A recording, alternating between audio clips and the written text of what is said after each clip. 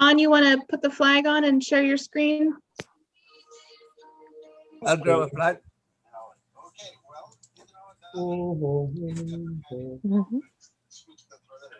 There we go. There we go. Okay, so let's go ahead and start the pledge of allegiance. All right. I pledge Pledge allegiance to the the flag flag of the the United United States States of America and to the republic For which it stands, one one nation, under God, God, indivisible, indivisible, with with liberty and justice for all. Okay, so roll call. How do you want to do roll call?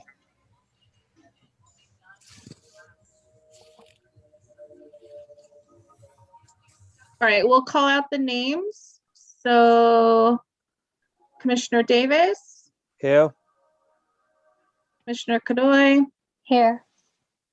Commissioner Sharma, Here. and Commissioner Montemayor. Here. Okay, we have a quorum tonight and we don't have any alternates to see. okay, so approve of the agenda. Can I get a motion to approve the agenda?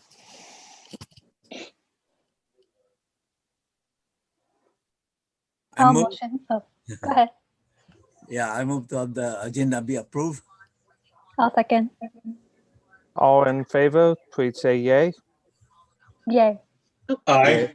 You have to do a roll call on that. Oh, sorry. That's okay. Just start with Crystal, Sharma, or Montemayor and just go down the line. Twitchell, Yay. Baltimore, That's me, yes. and Rohit, Yes. and me, yeah, David. Okay. Okay, Alright. now move on to approve ROTS meeting minutes. Anybody who was at the meeting want to? Noted I was here, so I move to have it approved too. I second that. Okay, start with the roll call. Wow, oof, I don't have everyone photos up. Baltimore, Did you calling Montemayor Yeah. or Volker? Baltimore, yes, do you approve? Yes. Rohit, do you approve? Yes. And Twitchell, Yes. and me, David's yes. Okay. Uh, All right. So, do we have any public, well, what did that, sorry, public Okay. forum? Do we have Yep. any? We do. We have one person ready to speak. So Ron, do you want to put the timer up for public forum? And then Chair, you can give them up to 3 minutes to talk. Okay. Let's get the timer up real fast. And then we'll move forward with public comment. 1 second on the timer. Thank you, Ron.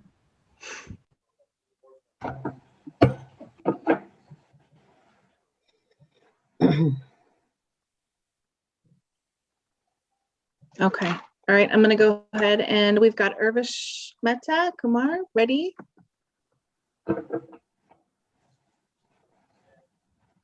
Sure. Thank you very much. I wanted to mention about the capital improvement program. There has been with the city of Milpitas about to be getting a developed city, is getting about to a Milpitas Metro.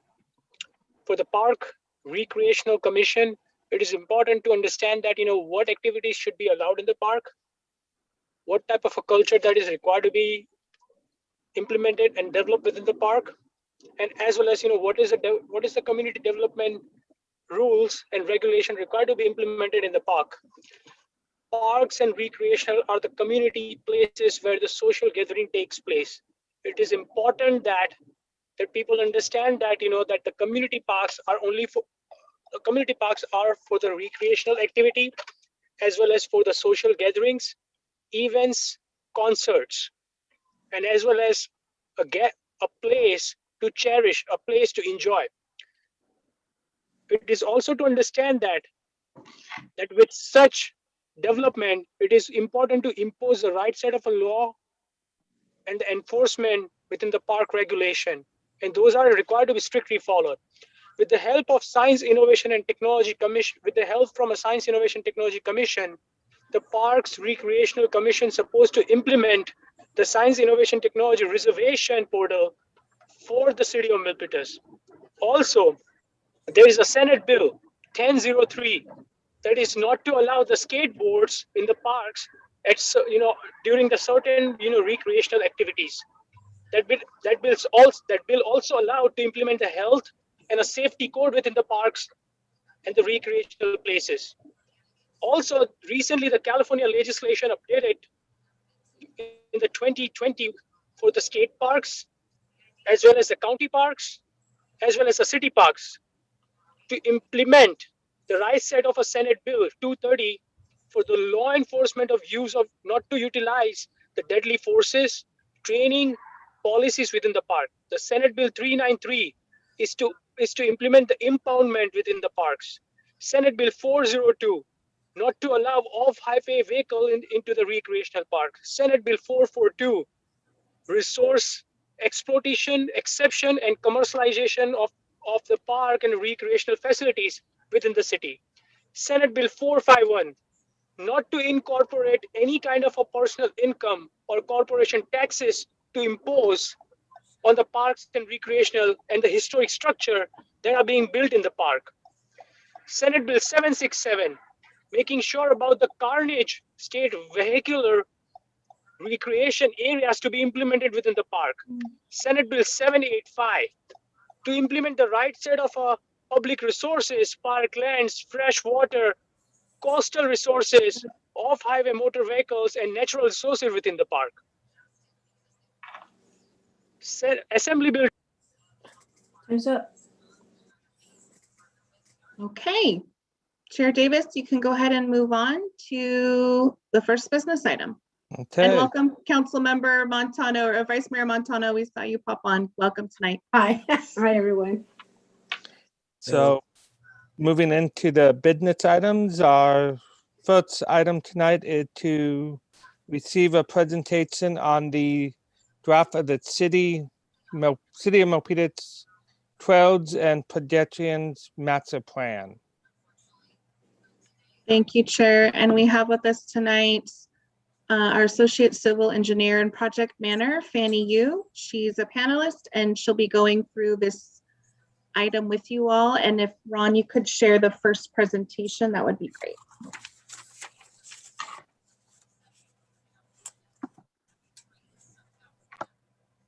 Good evening, everyone. Can everyone hear me okay? Okay. All right, sounds Yes, good. yes. As mentioned, my name is Fanny Yu. I'm an associate civil engineer with the engineering department. I'm also the project manager working on updating the city's trails, pedestrian, and bicycle master plan.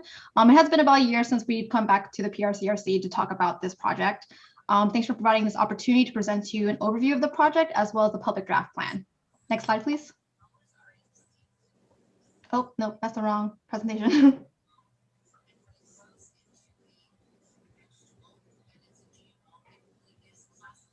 There you go.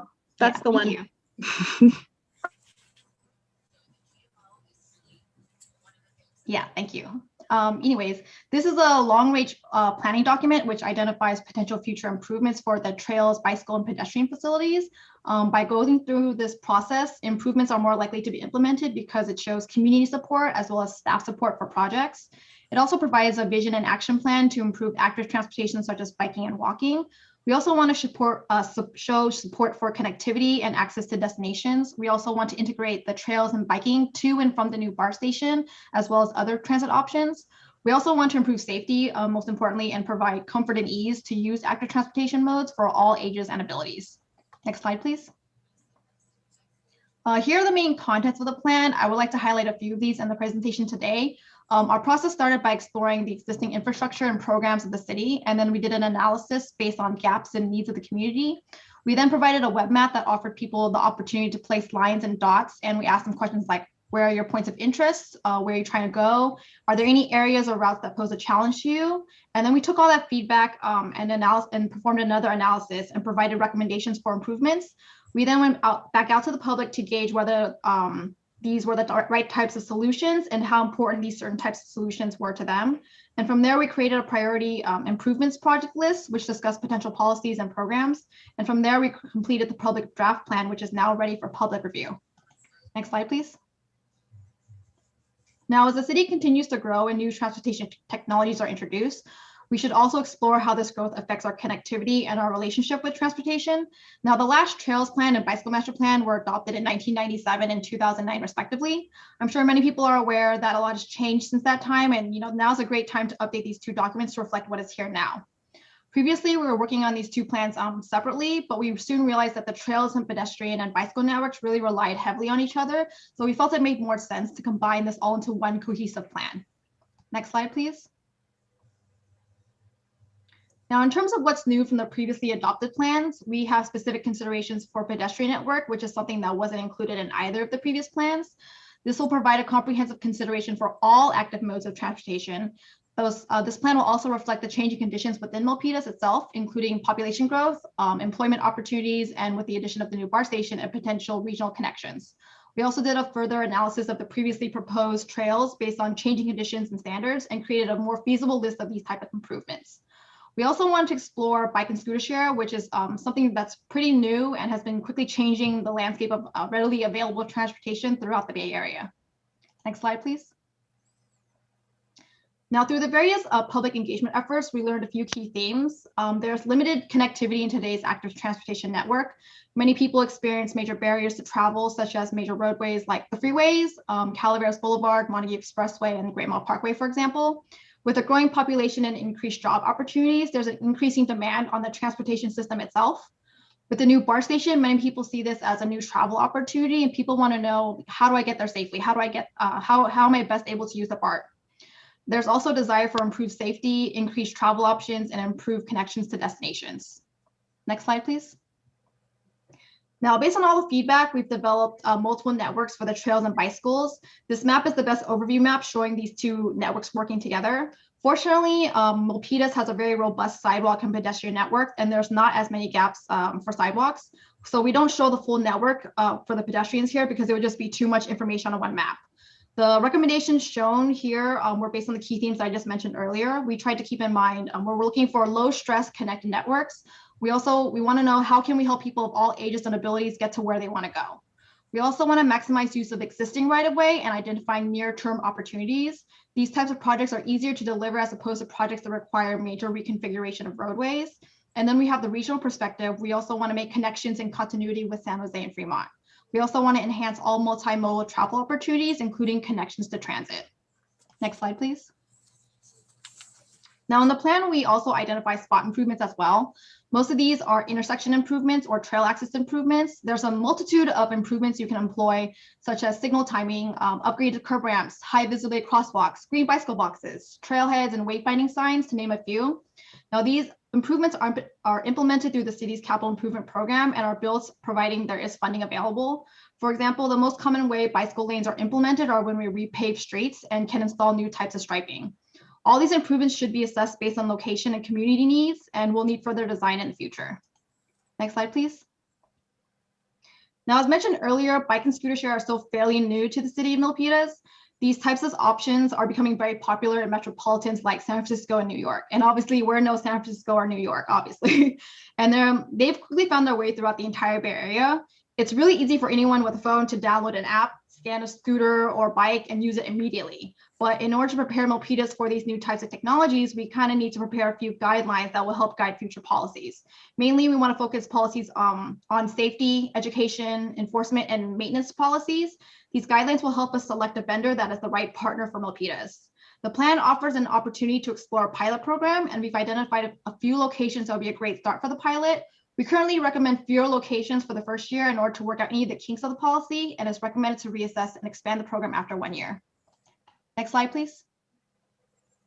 Now, the public draft is currently live and available for review and comments. We'll be posting the link to various websites, web posts, social media posts, pretty much anywhere I can get the link to be posted. I also encourage everyone to share the link with their friends and families. Your comments really do matter and will drive the direction for these improvements for Milpitas. We'll also have a virtual open house, which will be a much more condensed version of the plan, and so it's a little bit easier to digest all the information. You'll be able to submit questions, answer surveys, polls on the virtual open house. You can find it in the same link that's shown here. We'll also be holding a public meeting on March 24th so that the public can interact with the project team directly. The registration link can be found on the same website. And if everything goes according to plan, there's no more hiccups, the plan should be ready for adoption in early June of this year. And that concludes my presentation. Are there any comments or questions? Okay. Thank you, Fanny. Does the commission have any questions or comments? I know we have some bike enthusiasts in the group.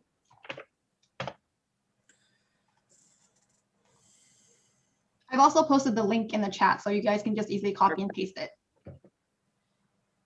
And then Fanny, you guys are going to bring this back with the final draft, is that correct? So this is the public draft version. And then so based on everyone's comments that we'll be receiving, comments will be closed around April 25th. And then we'll make revisions based on those comments and we'll be ready to present it to City Council for final adoption. Okay. Great. Okay, let's see. We have one public comment. Ron, you want to put the timer back up?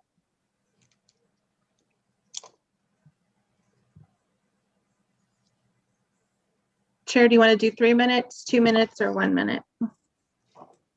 How about 2 minutes? Okay. 1 sec, we'll reset the timer. Okay, and then we have Urvish Kumar Mehta. Thank you very much. I wanted to mention about the capital improvement program and some of the bill we spoke about there. So with the capital improvement program, I think it is important to understand that the capital improvement program, which has to cover the entire whole and soul and provide the holistic approach to establish a structure and a body within the Park Recreational Commission, such that they will be able to connect with the city, county, state parks within the jurisdiction of a city. When they have the jurisdiction over when the parks are within the city, they are going to be having a local jurisdiction getting implemented on the city, county, and the state parks. It is also important to evaluate that since the land is going to be a part of a city, it is city, which has a responsibility to maintain those parks, though they are the state or county parks, but still it's the city, which is going to be, providing the grants as well as the maintenance, as well as all the cost structure in order to implement that, such that those grants require to be available from the county and as well as from the state. And so is the case with the national park. Although it's a different case that that the city of Milpitas could consider to have one of those sites like Adobe Park, to put those sites on the UNESCO list and make those a heritage site, that would place and provide the significance to those sites as a different park site within the city. And that those parks would be considered just not the parks, but would be considered a heritage site. As a Park Recreation Commission, as a part of a capital improvement program, those parks are required to be highlighted differently onto the maps of a city as a part of a capital improvement program. And so should be the case that the citizens should be provided the access to reserve the site as well as to access those sites accordingly. Okay, thank you, Mr. Mehta. All right, does the commission have any comments, comments, suggestions, areas that Fanny didn't cover that you'd like for them to consider? I'm not seeing anything. I think, thank you so much for the link in the fund. Recreation and Community Services will continue to push on the social media accounts, and then we'll also email the link to this commission, and then they can forward it on to their friends, family, and neighbors and networks as well. That'd be super helpful. The more feedback we have, the better the plan will end up. Yep, exactly. Thank you. Yeah. Any comments, Vice Mayor? I had a question. Are we seeking grants from the Open Space Authority? I know they do give out grants for trails and so forth. Right. So the plan also identifies potential funding opportunities. So we do identify some grants that we can reach out to. I've also been in contact with the Open Space Authority as well. They're looking for grant applications for projects that are more readily ready to be delivered. So right now we don't have any grants available that we can apply for, but we do identify those opportunities in the future. Okay, great. And then the Hetch Hetchy corridor, is there a possibility to use that corridor as a bike lane? I don't know how many feet a bike lane would use, maybe 2 feet, 3 feet. So is there any potential for that? So you mean like a bike lane along the trail itself? The Hetch Yeah, so Hetchy. so we can definitely look into that. Usually a bike lane is around 5 feet. When it's on a like protected trail like that, where there's no vehicles, we call it a class 1 pathway, which is shared with pedestrians and bicyclists. So we can look into striping to separate those two. Okay, great. Because I know they don't want asphalt and or that black tar. I think some area. I think you can if it's just a strip. We might be able to get away with that.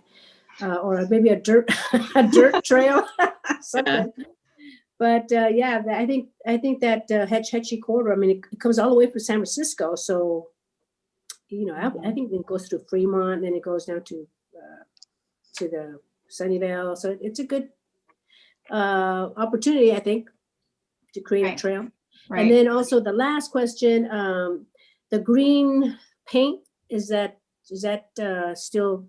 I don't know if I think that's so that way it's, the bike lanes can be more visible to the public. So is that the plan to? Right. So we're looking to target the green bike lanes, like especially in transition zones. So like, for example, if a car is trying to make a right turn, it's a protected right turn, and then the bicycle is trying to cross the other way. We try to highlight those areas to make everyone aware, like, be careful, like look out for bicyclists in this area. And then we also try to mark them like at intersections where they would be waiting for the light. Okay, great. That's great. Great news. Thank you. Great. Thank you. All right. Thank you, Vice Mayor. You're welcome. All right. I think if that's it for this item, thank you, Fanny. And Very nice presentation. yeah, Oh, thank you. Also, the public comment, we will include that. I didn't have the chance to comment. It's very good public comment. I like that. And thank you, Mr. Mata. Always. all right. And of course to Fanny. Thank you. Are we gonna recommend for the receiving all the presentation? No, I don't think you need a motion to receive it. If it comes back in draft form, you'll make a recommendation to City Council for acceptance at a different meeting. Okay, so it sounds like we're ready to move on to item B of the capital improvement program presentation. And we have with us this evening our engineering director, Steve Erickson, as well as our capital improvement manager, Michael Cervera, and they will be giving the presentation tonight. Good evening, Vice Mayor and Commissioners. So tonight we'll present the proposed 5-year 20 to 22 to 2026 capital improvement program. We'll specifically focus on the park and recreation projects. That said, Michael Silvera, he's our capital improvement program manager. He will give the presentation.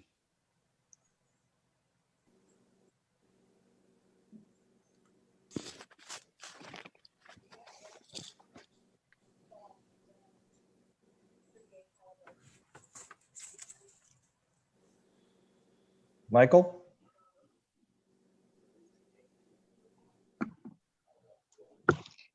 I'll go ahead and start. Next slide, please.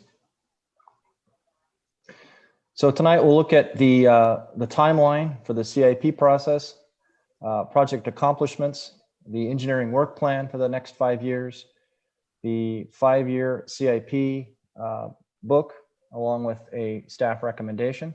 Next slide, please. So on February 11th, we brought the proposed CIP document to the City Council for a budget study session. Then tonight, we'll look at the parks section of the document. On the March 10th, we'll bring the CIP to the Planning Commission for review and a finding for conformance with their general plan. And then on April 6th, we hope to bring back the document to the City Council for consideration and final adoption. Next slide, please. So previously, the City Council had adopted 7 budget priority areas, and our annual CIP document is created and implemented in conformance with these budget priority areas. Next slide, please. Next slide. So this last fiscal year, the engineering department accomplished several priorities. So we completed the interior renovation of the Alviso Adobe building, and currently we're working on the audiovisual and media section of that project. We completed the renovation of Creighton Park. We completed the Milpitas skate park. We also completed a project that built the Milpitas skate park. I'm sorry, Milpitas Sports Center concession building, as well as 2 restrooms on site. We started work on the Park and Recreation Master Plan, and that update is underway. And Sandalwood Park renovation design was completed. However, that project is going to be shelved due to lack of funding for construction. Michael, are you on? Can you take it from here? Yes, sorry about that. Minor screw up. Renee, Steve, Next slide, thank you please. for the. So I'll be talking about our accomplishments here. We'll be showing a few slides of the pictures of the projects. These pictures are representative of the skate park and concession building that we finished construction in early fall. To the right, to the left, you'll see the skate park. And to the right, you'll see the concessions building. Next slide, please.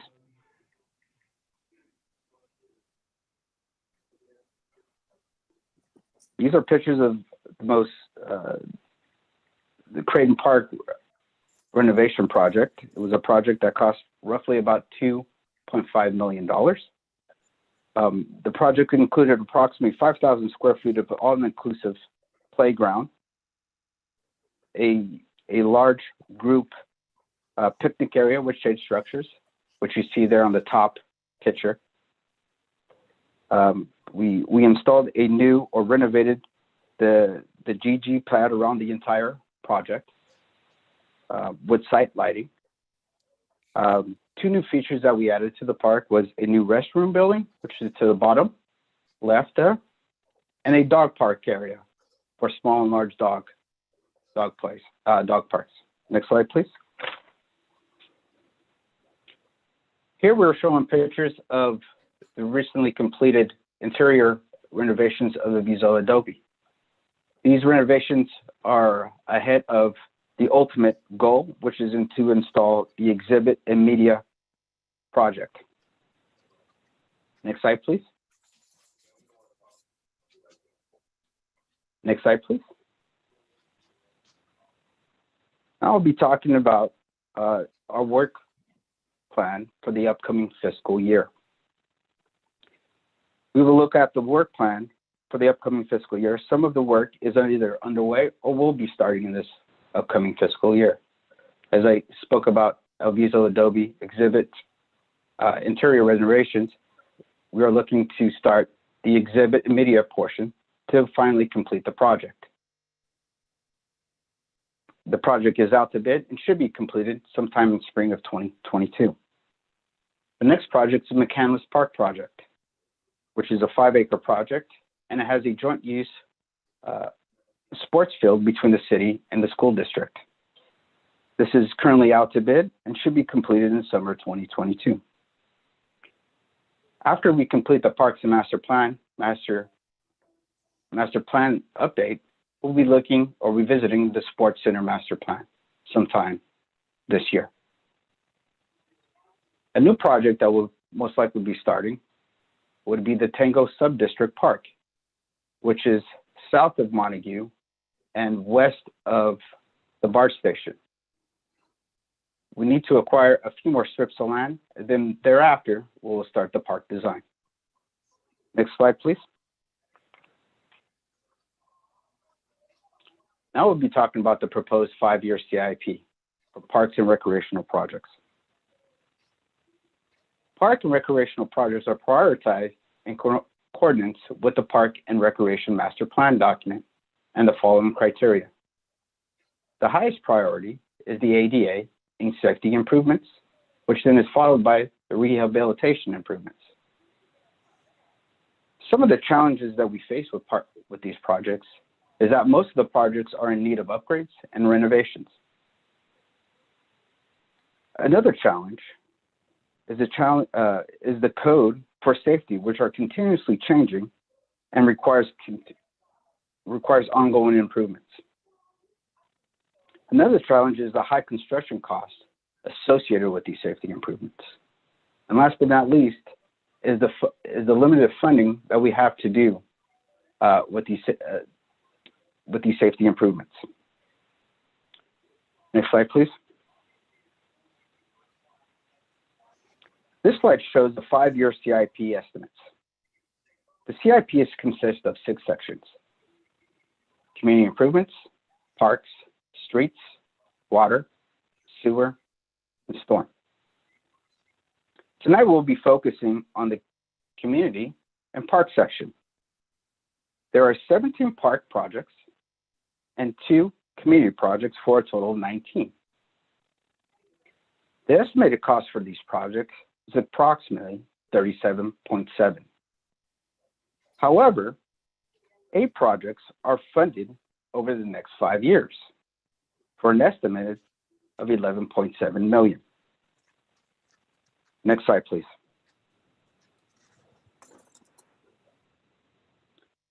Here is a list of the projects that have been funded over the next 5 years. I have give you guys a moment to review the project list.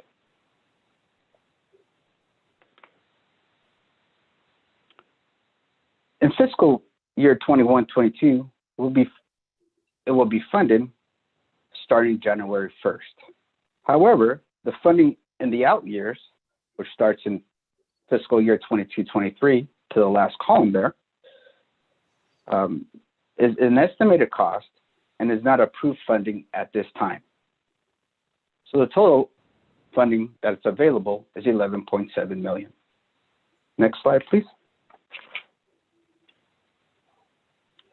This slide shows projects with no funding in the 5-year CIP.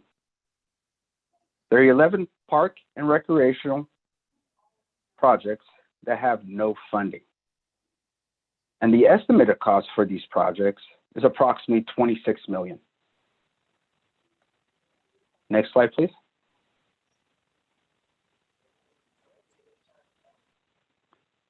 This slide shows a list of projects that are not funded over the next 5 years. I'll give you a moment to review these projects.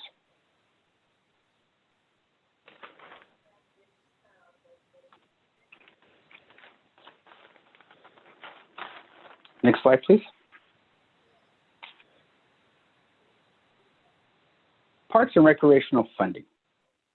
The city general fund and park projects are the primary sources for parks and recreational improvements.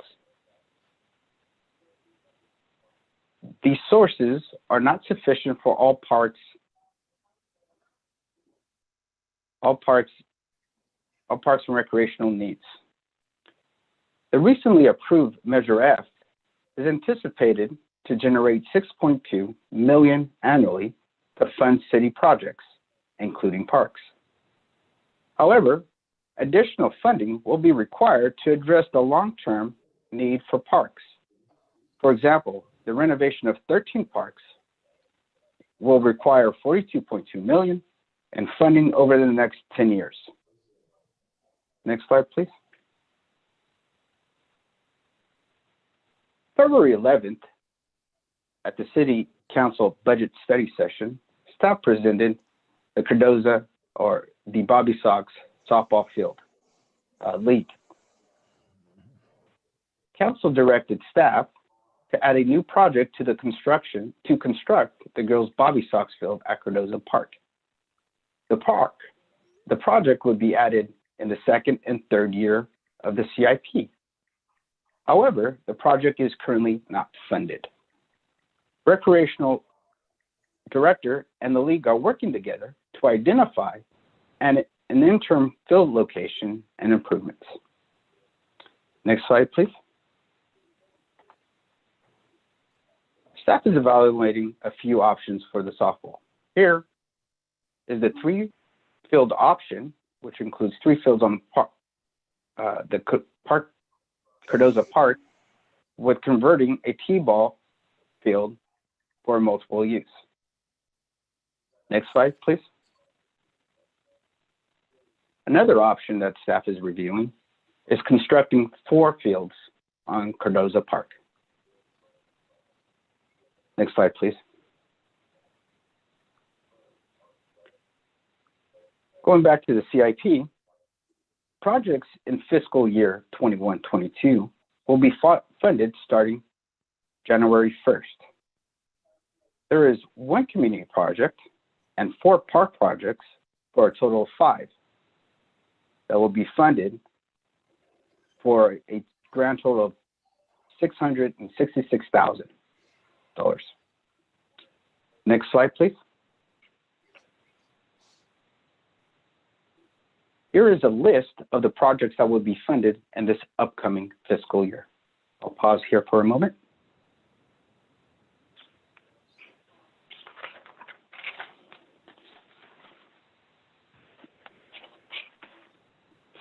Next slide, please. In conclusion, engineering will be completing 5 projects in this fiscal year. For the upcoming fiscal year, engineering will be working on 5 park projects also. The proposed 5-year CIP includes $66,000 in funding for parks and recreation projects in fiscal year of 21-22. The CIP includes $17.7 million in funding for parks and recreational projects over 5 years. However, $26 million in funding is needed over the next 5 years for parks and recreational projects. Next slide, please. Recommendation. We recommend that the 2022-26 Capital Improvement Program, Park and Recreation Project Priorities for City Council approval. That concludes my presentation, and I'll take any questions. I do apologize for the technical difficulties. All right. Thanks, Michael. And Steve, is there a page or a slide that would the commission could look at that basically lays out the recommendation you're looking for?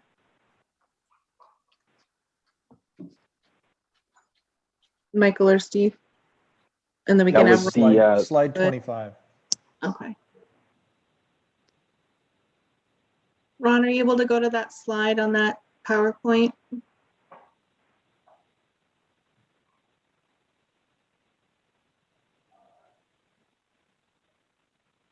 Are you asking Michael or I to do that, or? No, Ron, IT. IT, all right. Yeah.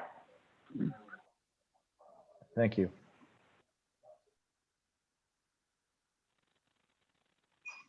And then was it slide 20? Do you have this? That's it. The grid of the order?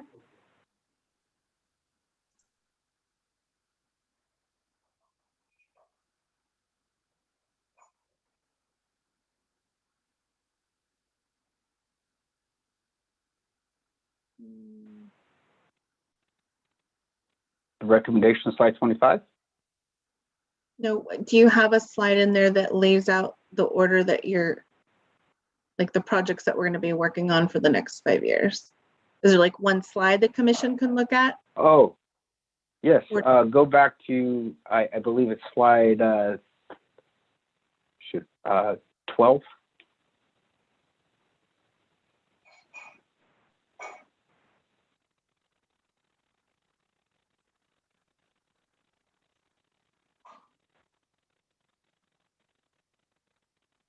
I'm sorry. Go back down. I think that one. Keep going down. Keep going. Keep going. Slide 15. 15. There That's we go. Okay, all right. So just to help inform the discussion tonight, this is the funded projects for the next 5 years that staff is recommending moving forward with. And these are based on, like Michael and Steve had mentioned, you know, ADA and accessibility, safety, and then there's some land acquisition in there in one of the new, you know, development areas in Milpitas. So the discussion tonight is asking you guys to talk about these projects, and then at the end of it, make the recommendation to move forward with these park projects, which will go to City Council for final approval in April. So Chair Davis, if you want to go ahead and open everything up so that the commissioners can discuss.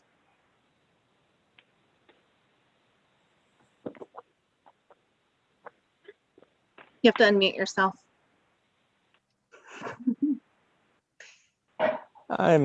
Yeah, sorry about that. Any of the commissioners have any questions or comments for discussion here? Yeah, this is Voltaire, Montemayor. Yes. Yeah, I know what's needed is way more than what we have. Assured of this is 11.7 versus 26 digits. I mean 26 million. So we'll just do our best for what we have, I think. So that's all my understanding. 11.7 versus 26 million. I mean that we needed if we want the top kind probably. Thank you. I have a couple questions. The minor sport court repairs, what ones are we talking about there?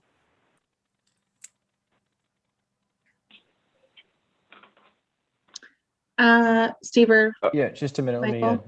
dig up the CIP and see what we've got listed, unless you've got it, Michael. Oh, hold on. Give me a second.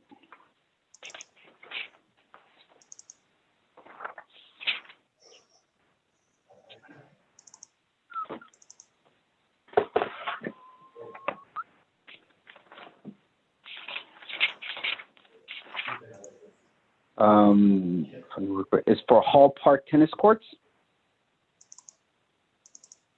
Okay.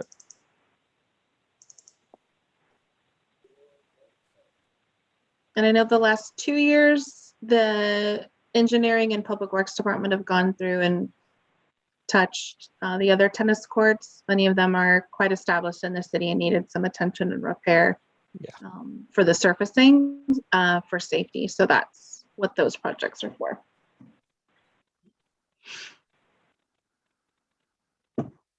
So what was completed in 2020 by Public Works was Gill Park tennis court, basketball court, and handball court. So for this fiscal year, they're looking to rehabilitate the Hall Park tennis court. Okay. Thank you. You're welcome. So can I ask a quick question? Are any of those parks HOAs owned by the HOA homeowners association area, or is it city? So the CIP would only address city-owned parks. Okay, that's good, because I'm just wanted to make sure that it wasn't an HOA, because they're responsible for that. Right. Okay, great. Thank you.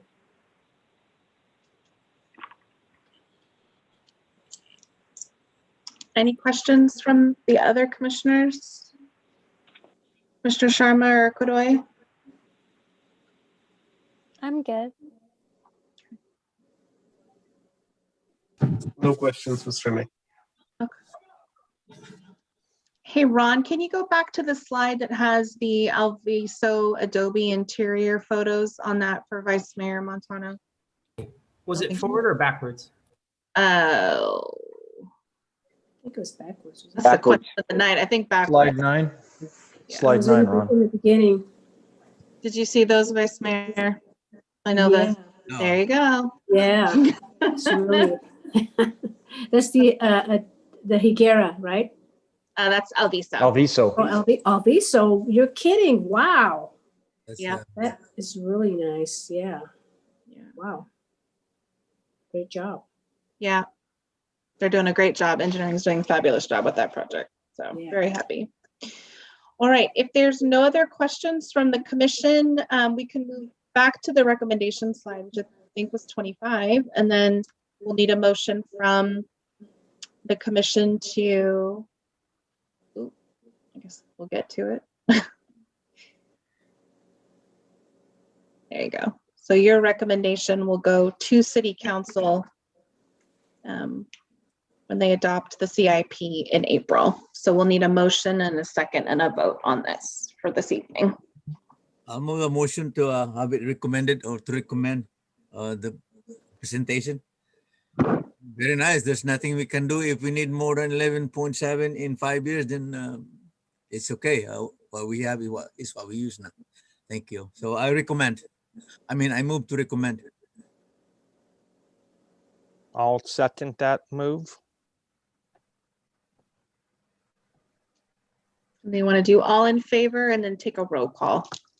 Okay, so all in favor? We'll start with the order I see you all. Montemay Yes. let's see, and then Rohit Yes. and Twitzel, Yes. and then myself, David Sietz. Okay, great. And then we do have one hand up. Chair, would you like to give them a minute or two to speak? I guess we can do 1 minute. Okay. All right, Ron, if you want to put the clock back up. All right, and then Mr. Mehta, go ahead. So I wanted to put it in. I wanted to let the Park Recreational Commission know about the grants availability of a 1.7 million for the parks and recreational. It is important to evaluate that how these grants are going to be utilized against the parks and recreational facilities that are to be maintained, and there has to be a quarterly reporting that is to be done for the funding that has been provided to the city. It is important to evaluate. It is important to make a note that when there is this. There is a differentiation between the grant that is being spent versus the maintenance cost of the park versus the cost that is being paid towards having the facility being provided to the park. So all the costs require to be segregated, and then derivatives required to be made such that to be implemented that what is the actual cost that is required to be maintained the park for the city. Thank you. Okay.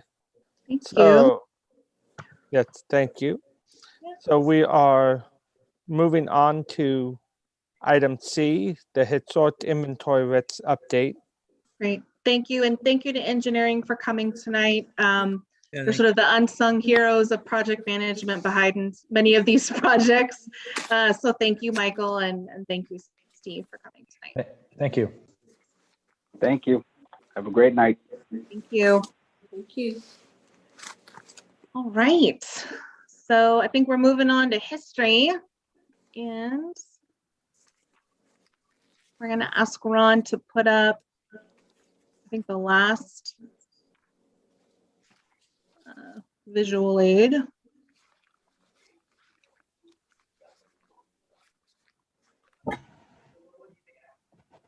All right. So as we talked about at the last meeting, the city of Milpitas does have a historic site inventory list. And there's 3 different lists that exist in the city's historic inventory. There's some pieces that are on the national registry, the local registry, and then what we've got, which is called the historic site inventory.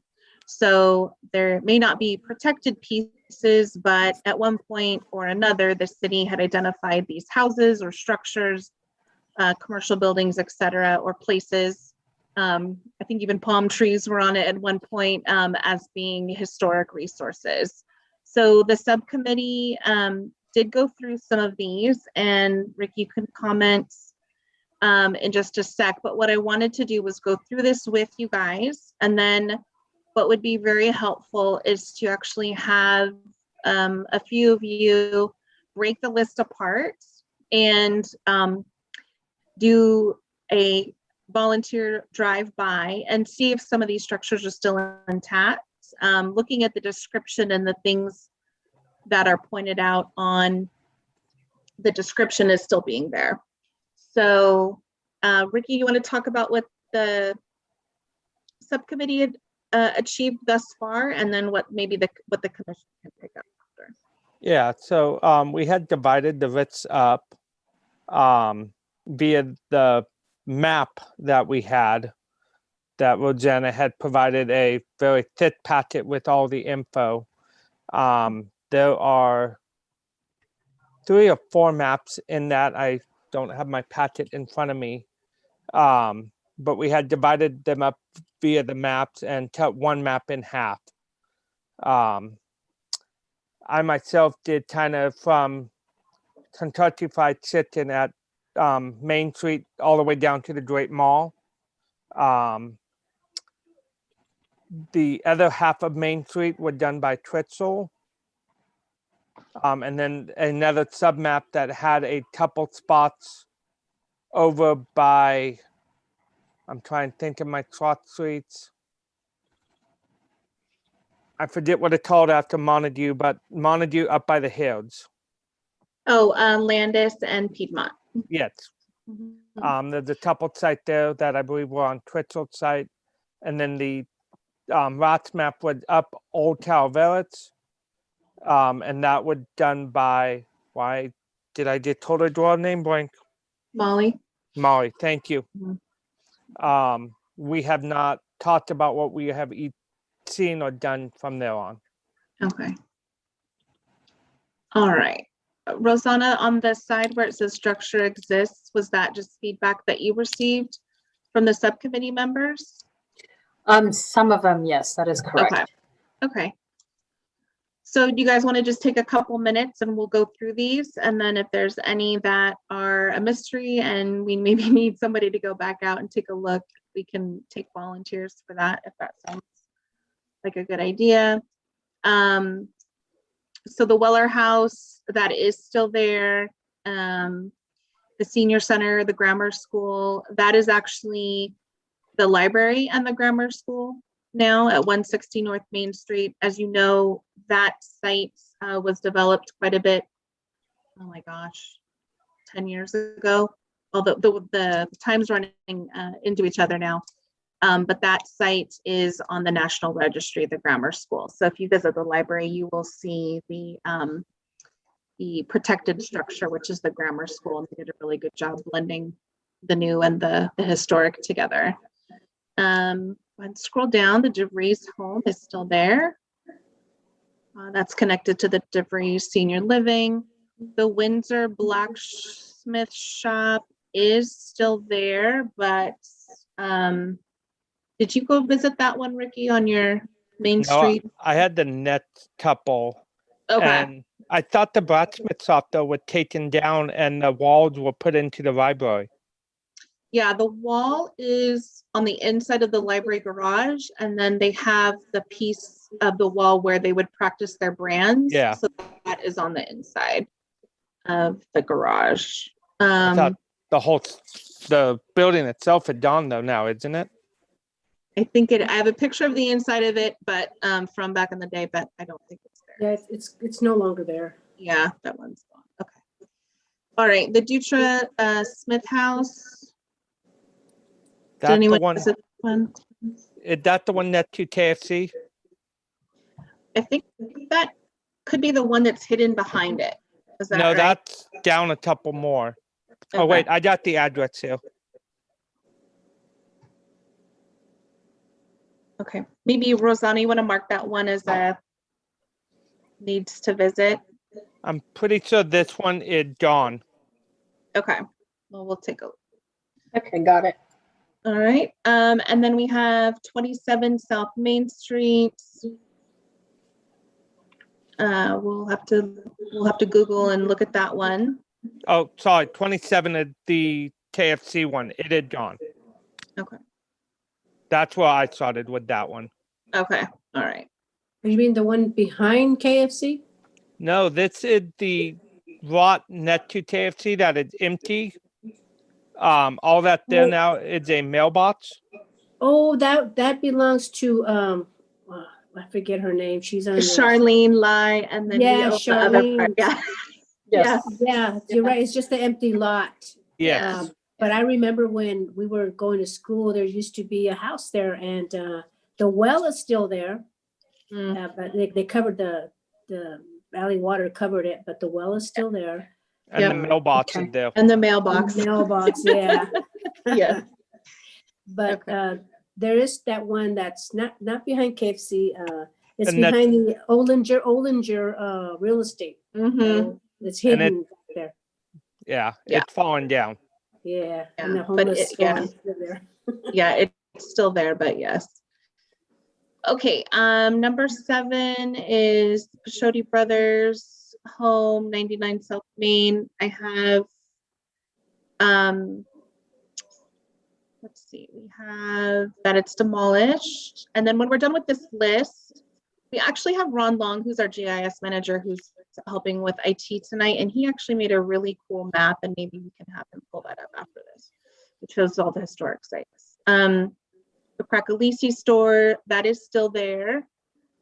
And there is a plaque on the outside of that business wall, speaking to the history of that building. Go ahead and go down. Cozy Kitchen is no longer there, but I did eat there right before they got rid of it, and it was still very delicious. But that was a great place. But that is no longer there. That's currently an empty lot. I think it's on the other side of the Pacific Tire. Yes. Yeah. Right. Yeah. Okay. Campbell's Corner, the building is still there. Yeah. And there is a sign Yeah. in front of Campbell Corner. Yeah. Yeah. The Dennis Crab Home. Okay. I don't know where that one is. That'd be a good drive-by. When I drove by, so that's one I drove by, it was Uh-huh. hard to identify what building it would have been. Mm-hmm. So if we have a GIS map that would give a pinpoint would help a lot. Okay. And maybe Ron has that on his, and we can bring that up after. All right, the Cardoza house. We're saying it's still there. Okay. Is it still Queen Anne architecture style? I don't know. Okay. And Which one is that, the Cardoza house? Is that across the street from the St. John's Church? Yes. It must be, yeah, on that side. Yeah. Okay. Okay, well, we'll look at Ron's map after this. Let's see. St. John's, the chapel, that's still there. We're all familiar with that one. The Cadillo house, the Silvera house. Severa House in there with a plaque. Okay, great. So that's Queen Anne cottage style. So if you don't know what Queen Anne was, Ricky, that's what that is. Okay. Okay. Is that the dentist, the new dental office? Oh yeah, there it is, Jackman Dental. Yeah. All right, the Evid house, Dr. Curlin. Is that one still there? Let's see. Yeah, that's the doctor's office. Yes, okay. The beauty salon. It would Now still there- there. That's still there. Is that still a beauty salon, or is that the plastic surgery place? I'm pretty sure it would sell beauty salon. Still a beauty salon. Okay, perfect. All right. Yeah, Curtis. The Pimentel house. That is still there. Okay, scroll down. Thank you, Ron. Davis House. Did you go by that one, Ricky? I'm trying to remember that one. I'm Okay. looking at my photos and I want to say it was still there. Okay. And then Senate Lane. They were still there. Okay. There were two there. One, There's one, I believe, that has been renovated heavily. Yeah. one was very heavily renovated to kind of see some of the original, but it was iffy. Okay. All right. Then we've got the Silvera Harker home on Senate Lane. Did you recall that one being there? Trying to remember. So there were two right next door to each other, and I want to say that was that one next to the one that was highly modified. Okay. And then there was one that was down and around the corner right by the rail yards. Okay. That was behind the fence in a construction company yard. Oh, that's the one that I think does all our work. You know, when the pipes bust, what's the name of that company? Oh, now I can't remember. I know. Oh my gosh. My tongue. I'll remember at midnight. But yeah, it's on Hammond Street, Hammond Road. Yes. It's in the back. Yeah. It's by the there's a church there, Macedonia Church. Mm. Oh, Preston Pipes. Thank you. Oh, thank you. Okay. I think the Taurus home, I think the 155 Senate Lane has been modified quite a bit, if I remember correctly, but we can do another drive-by there. The Bothello Road, I'm not aware of that one. So that's the other one I was talking about. Bothello.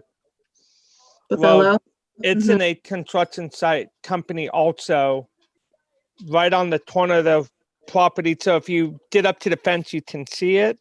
Okay. But it's very well abandoned and nothing been done to it. Okay. Okay. All right, 25, the Ford Motor Company. We all know what happened to that. That is the mall, and they have some historical displays inside.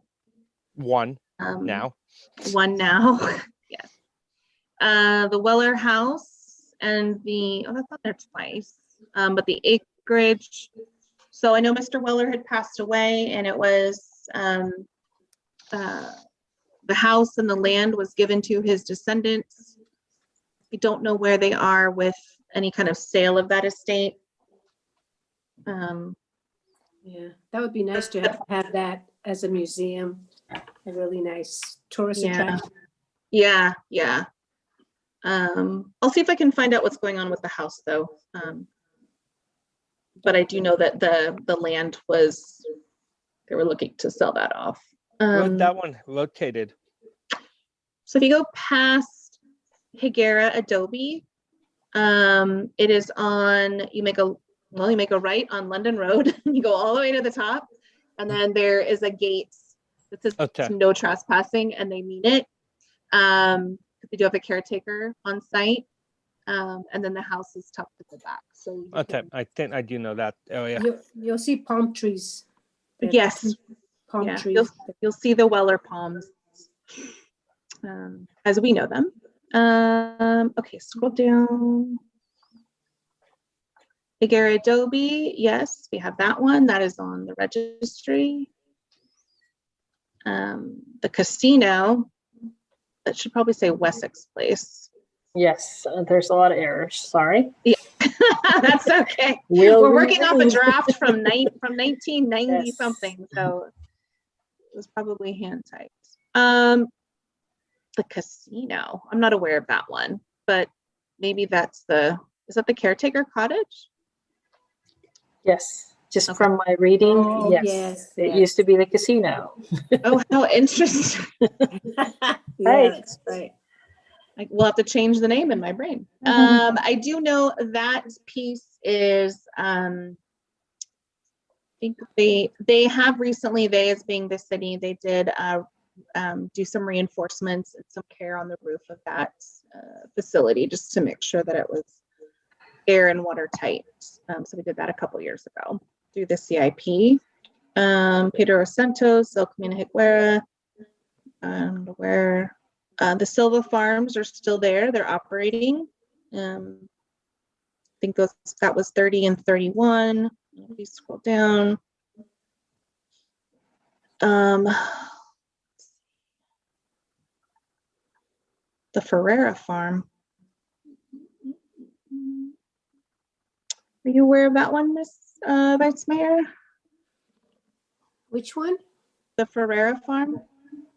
Looks like it's down the road from the Silva apricot farm.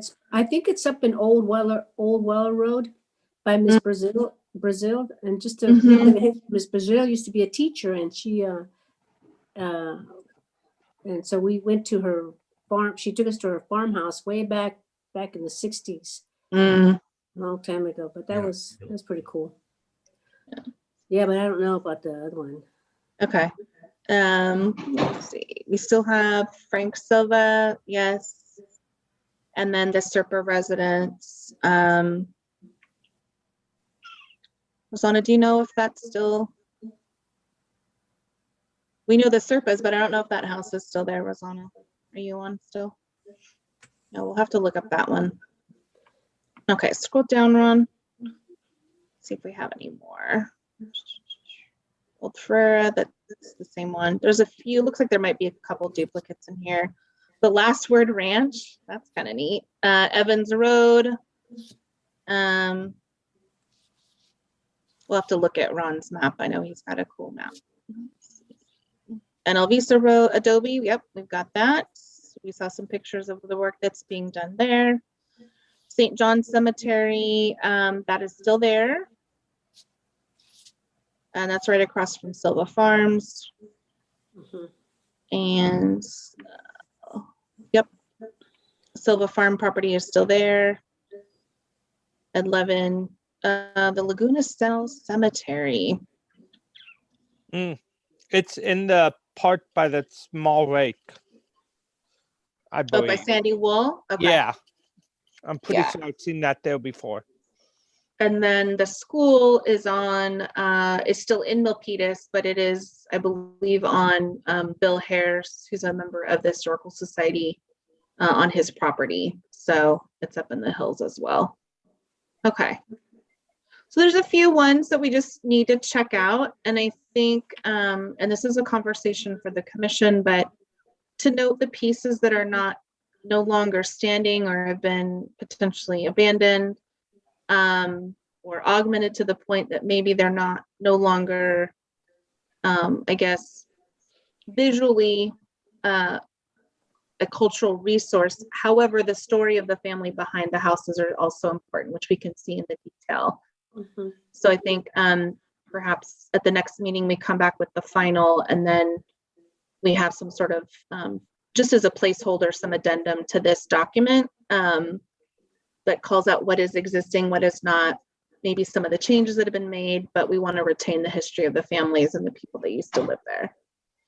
I think on Main Street, I didn't see Bank of America, the old Bank of America building. It's still there. One of the properties did talk about it. I think it was the Cardoza home. What number that was, I don't remember, but I did see Bank of America on there. So yeah, it's the current Ceiling Cafe, Maria Elena. Yes. To be the old Bank of America. And then I didn't see the old firehouse, which used to be that business, something about signs. Remember they used to sell signs? Sinorama? Yeah, Sinorama. That's the old firehouse. Okay. I think it was on the list that I went off of, but I do remember. Okay. And we still have Leap and Lena, so we have that. We have the truck. Yeah. And I didn't see McCarthy Ranch. I think they still have the trees there where their house was. And okay. And behind the creek, I think that's Berryessa Creek. The house is still there. I mean, it got a lot of graffiti there, but it's still there. Sure, yeah. Okay. Yeah, that side of the west side of the of 880, there's the old farmhouses. Well, Okay. the old- and what else? Oh, and the UAW hall, but that's the 1950s. I don't know if that still counts. Was that It's not there old- anymore, but the trees are still there. Okay. And the driveway is still there. Okay. In Sunny Hills? Yes. The Yes, yes, yes. UAW hall, yeah. So I know that might be something you might want to put on that list. Did the UAW hall also act as the Sunny Hills? I have a picture of Ben Gross's wife working the office where people would go in and make their mortgage payments. Was that the same building? Yeah. Uh-huh, Okay. yeah. Okay. I have That was a it. picture of it then. So that's good. Okay. All right. Okay, this is exciting. Are you able to pull up, do you want to show the map that you created through GIS? There we go. So if y'all don't know Ron Long is with our Information and Technology Department, and he's our GIS manager, and he put together a historical site inventory map that is very impressive, and he shared it with me, and so I'm glad he's here tonight so he can share it with you. Ron, do you want to unmute and just give a little brief walkthrough of the work that you did? Do you mind? Sure. Hello. So someone gave us an old book, and it looks like they follow the same numbers that you're using. Yeah. And so we just kind of grabbed the text out of the book and scanned the photos and then did site visits and then inventoried it to the map and created a little story map as we have on the screen. This is on our open data site. This is available to the public, and anyone could download it or view it, not download it, just view it. So it's available on our website. That's great. Do you have any of the obscure sites that we weren't sure about on there? Yeah, you just Any I'll just go slowly, and I'll just slowly keep on going and tell me to stop or go Okay. back. Great. Yeah, keep going. DeVries, yes. There's the old blacksmith shop. Okay.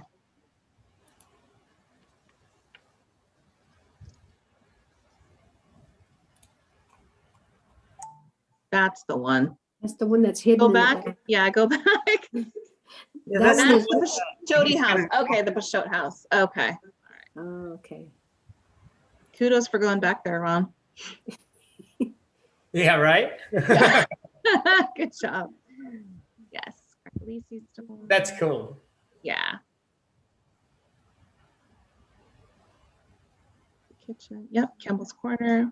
As Ron goes through this, I know some of our goals, are your goals on your commission work plan, is to create a virtual space for people to go and do sort of history tours and walks and things like this. And I think this is going to be a really useful tool that we can share out in the community and talk about Milpitas's rich history, because there's a lot of great stories and still great places for people to go to and walkable. A lot of them are on Main Street. So Can you guys send out the link to this on the Yes. website? yeah, absolutely. Oh, that's the Cardoza house. Was. Well. Okay. Is that on Main Street? Mm-hmm. That photo? Yeah. Hmm. Yep. St. John's Church. Mm-hmm. Really? But you know that's the church. The chapel is still there. Oh, there it is. Yeah. There it Yeah. is. Yep. But the trees are still there. They'll outlive us all. Yep. All right, the Corlin home. That's the one.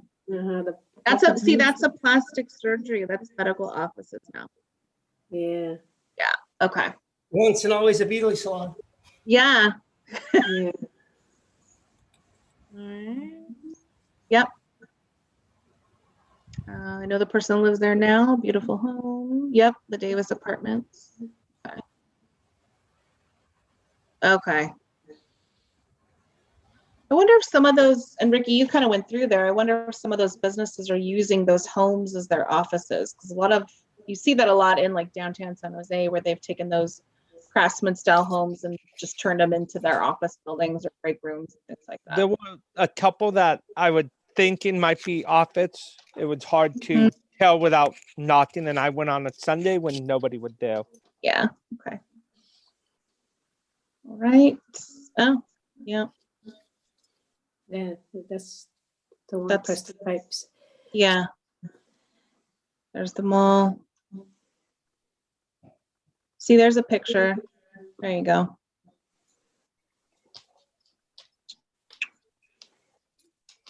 There's our Higuera. There's the casino. That's in a one-story, one-room casino. That must have been a very select group of people that were able to go in there and gamble. Yeah, that's the Silver residence.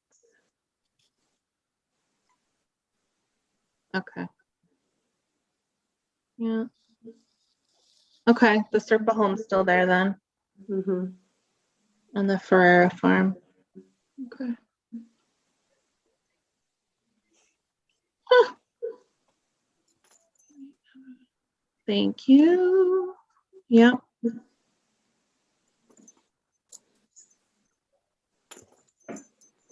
Okay.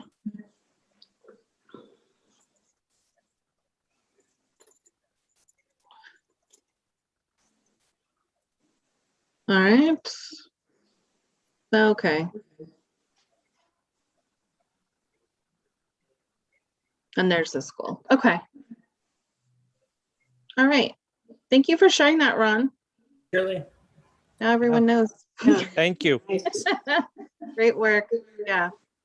I think we'll really want to use that as a tool, and we can revisit it together when we do some planning again.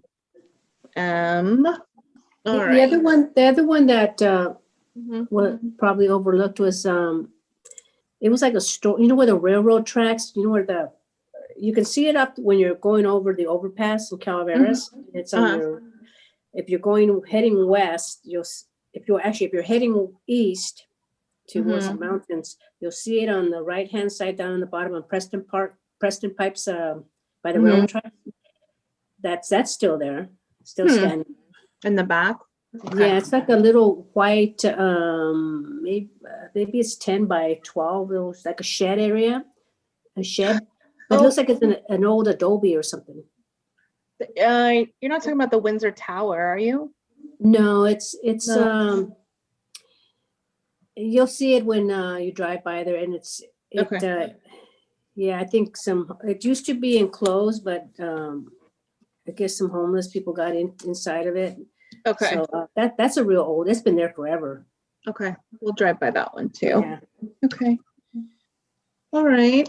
Chair, you have one hand up. Did you want to give public comment for 1 minute?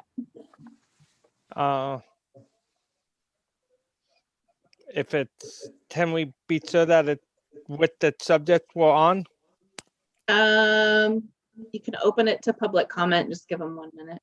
Okay, let's open to public comment for 1 minute. All right. Okay, Mr. Mehta, go ahead.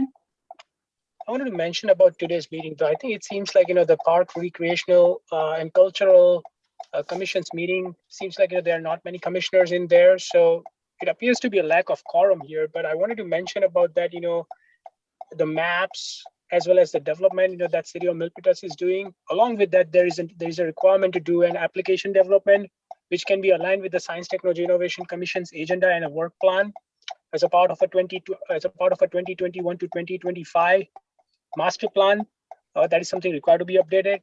There should be an application which should be having augmentation reality as well as virtual reality segment in that, such that the parks are required to be evaluated online. That facility should be available as well.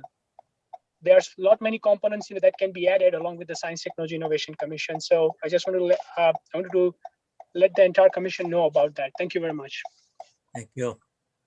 Thank you, Mr. Mehta. Okay. I don't believe, Rosanna, correct me if I'm wrong, there's any action on that item tonight. It was just to review the report.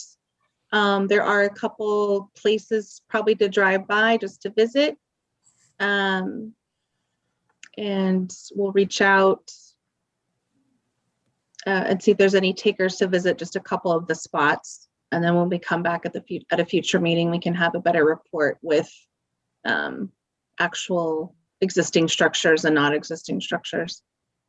And then if we find a couple like you're talking about, Vice Mayor, the McCarthy Ranch House and the other, the small white house over by Preston Pipelines, we can do some research on those too to see if they're there.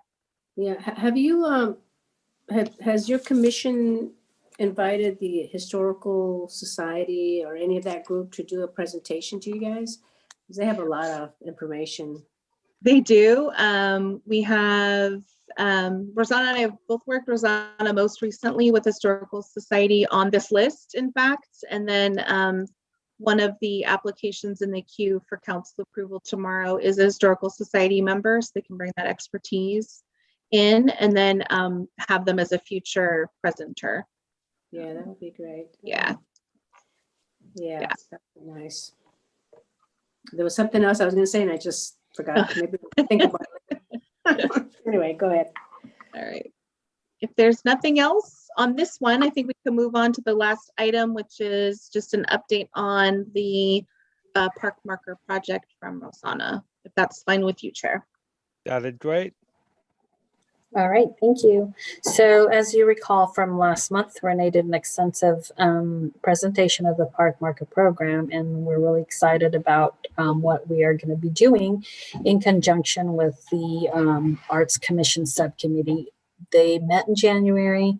They are scheduled to meet this month, and so hopefully at their next meeting, they will be able to get volunteers to be in the subcommittee for this Park Marker program. And then so I had meetings with our assistant director and the liaison for the Arts Commission, and she does have information on how we can go about getting some different types of samples that we will be able to bring to you at a future meeting once they've selected their subcommittee.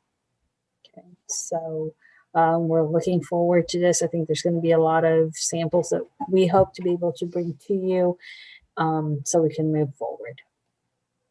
Did anybody have any questions? Yeah, we're excited. I think it's a great opportunity to look at use for the public art fund for the project, as well as when you're talking about history, there's lots of grants out there. So we're going to be looking at that too for this project. So we're excited to bring it to the subcommittee, to this commission, and then ultimately back to City Council for approval on the final project and what it could look like in our parks. So that's what I wanted to say, Renee, about the grants. There are lots of grants out there, and if you guys can tap into them, we have a city grant writer, so that would be great. Yeah, our team is, I know for Rec and Community Services, we've worked well with the grant writer, and we've gotten some connections for sure, even with just local companies in Milpitas. He's a great resource. And when you put parks and history together, I mean, there's money out there. And so we're always looking for other ways to fund projects other than the city's general fund. So we're excited for this one. For sure. So more to come on that. So if you are on this subcommittee, you should expect to go to the first joint subcommittee meeting of the Parks and Rec and Arts Commission in late March to start working on this. And then I believe this body will probably get an update around May. So I think that's it for that update. So then I guess we move into staff update reports or updates. And so staff is working on the summer activity guide. As you know, the vaccinations are in full swing for seniors, teachers, and first responders. And so as the community continues to get vaccinated, and test positivity declines, then the county will move into tiers that are less restrictive. And so we're anticipating a summer that has safe and socially distanced outdoor activities, as well as a blend of some virtual activities. And so staff is working on that for the community.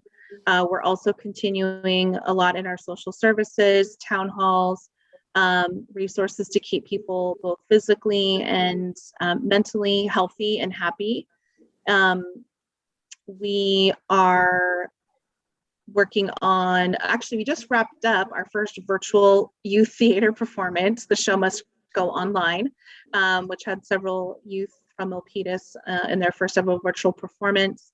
If you are into the arts at all, you've seen all of that out. Broadway's online, you know, everyone's online, symphonies are online. And so we had our own little version of it in Milpitas, and it went very well. There are some new orders from the county as far as youth sports.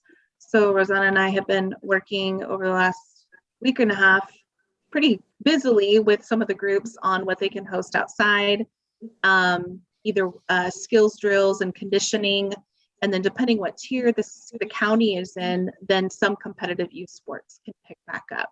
So there's a lot of rules with that. I do know that our softball team, our girls, were out over the weekend with their first, was it their first clinic on Saturday, which I heard was really successful. Lots of girls out. And then the next up is our football, our youth sports football team. We'll be doing some skills drills and conditioning clinics starting next week as well. So we will start to see people out there with permits, doing the approved activities under the orders. So we're just looking for healthy and happy residents with a safe return while we're still working to fight against COVID. So, and lastly, the senior center is quite busy. They're continuing to do their food distribution, over 100+ people a day there. We've also got a CDBG grant to serve additional meals to seniors, and so we are working with Terrace Gardens for additional meals at that site. Many of them are homebound, and so we're giving out preparing and handing out about almost 200 meals a day right now. So we've been working with that set of seniors to check in on their vaccinations. We have friendly visitor phone calls that we're working on, and then we do support testing sites around Milpitas as well until someday we have vaccinations. So I think that's it for staff. And then if there's no questions, then we've got Vice Mayor Montano here to give her council update. Oh, thank you, Renee. So we went over the CIP, Capital Improvement Program project, and as was demonstrated by your staff, our staff, is some of the projects, especially with the projects at Cardoza Park, the projections and so forth. And the history on the girls' bobby socks was that normally the girls used to have, just if those of you that don't know, that's a history of the reason why the city's concentrating on building a site for them is because the school district used to provide a bobby socks field right there by Russell Middle School. But because the school district passed a bond, that bond promised the residents or the schools track field and some other sports fields. So they had to, the girls didn't have a home anymore. So the city council decided that we're going to accommodate them. So I know right now we can't really do much, but at least it's going to be in the plan in the future to provide a site, and that's Cardoza Park. And so the engineers will be configuring the site, and in the interim, they'll be working or practicing or playing at Dixon Field. But the point was that these are girls, and girls are usually, they need that extra support because most of the girls come from low-income families, and sports is always gives them an opportunity to shine. So anyway, that's the history of that. Let me see what else. I don't have my notes because last week my my computer wasn't working. So, but I do remember we have the CIP and also the mayor created a housing or homeless task force, and he's already got that in place. He also created a audit for Measure F, the audit team for that. There's an oversight team. And we'll be moving forward to see how we can go with this budget crisis. And lastly, we have we're still going through budget cuts, so we have to just hang on and see what we can do to make sure that the residents get their services that they deserve, and we're going to do everything possible to not to make those cuts to them. So Very nice. thank you. Thank you, Vice Mayor. You're welcome. All right, Chair, anything else on your agenda for tonight? Looks like we have upcoming agenda items of a work plan subcommittee update for next week. Is that anything we need to? No, next month though, not next week for sure. Yeah, sorry. My head is. Okay. Okay. So next month, I think we're gonna leave it just as a standing item if there's any subcommittee updates. Okay. But unless there's any requests from the commission on any items that we didn't talk about tonight that we mentioned coming back. If you don't have anything tonight, you can always email Rosanna. Well, I think Plugging away at your work plan. Yeah, I'm more motivated with this meeting, inspiring meeting. Good. Yeah, one of the best nights we had. Thank you. okay, then I think we can adjourn the meeting. And everyone have a good rest of the week. Yes. Thank Have you. a good night, You too. everyone. See ya. Good night, Right, everyone. right. Okay, take care. Good job, Ron. Yeah, everybody. Yeah, thank you. Thank you. We all done? Do I do anything? Hey, boss. Yes. Okay, I'll leave now. This is Voltaire. Thank you. Bye-bye. Take care, Voltaire. You too.